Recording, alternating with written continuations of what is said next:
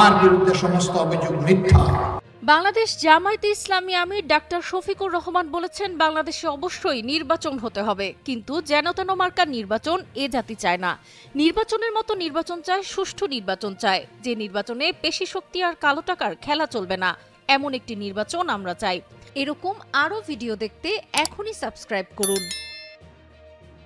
শুক্রবার দুপুরে Narsingdi Satirpara Kalikumar institution school and college মাঠে প্রধান অতিথির বক্তব্যে তিনি এসব কথা বলেন। তিনি আরও বলেন, সত্যিকার অধিকার প্রতিষ্ঠার জন্য আমাদের ভোটার তালিকা সংশোধন করতে হবে। যারা ভুয়া ভোটার তাদের বাদ দিতে হবে। যে সমস্ত যুবকরা ভোটার হয়েছে কিন্তু নাম তালিকাভুক্ত হয়নি, তাদের তালিকাভুক্ত করতে হবে। জুলাই আন্দোলন করতে গিয়ে বিদেশীয় ভাইয়েরা জেলে গিয়েছেন, তারা একই সঙ্গে আমাদের সঙ্গে যুদ্ধ করেছেন। রেমিটেন্স বন্ধ করে স্বৈরাচারী সরকারকে লাল ফ্ল্যাগ দেখিয়েছেন। আমরা তাদের স্যালুট জানাই। প্রতিটি প্রবাসী ভাই ও বোনের ভোটাধিকার নিশ্চিত করতে হবে।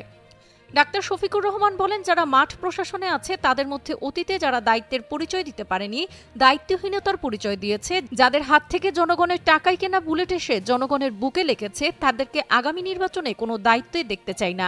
কিন্তু প্রশাসনের সৎ এবং দেশপ্রেমিক অফিসার যারা আছেন তাদেরকে আমরা কথা দিচ্ছি আপনাদের দায়িত্ব পালনে, আপনাদের হাতে হাত রেখে দেশবাসী কাজ করবে।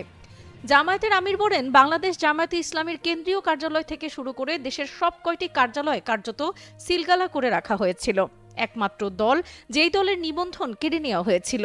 দুঃখের বিষয়ে ফ্যাসিবাদ আপাতত বিদায় নিয়েছে, কিন্তু আমরা নিবন্ধনটা এখনো ফিরে পাইনি। নিবন্ধনের জন্য এখনো আদালতে লড়াই করতে হচ্ছে। এটা বাংলাদেশের জন্য লজ্জার বিষয়। অন্যায়ের কাছে, ফ্যাসিবাদের কাছে মাথা নত না করার কারণে কেড়ে নেওয়া নিবন্ধনটা ফ্যাসিবাদের পরিবর্তনের সঙ্গে সঙ্গে ফিরিয়ে দেওয়া উচিত ছিল। জামায়াতের আমির সরকারের কাছে অবিলম্বে প্রতীকসহ নিবন্ধন ফিরিয়ে পাওয়ার দাবি জানান।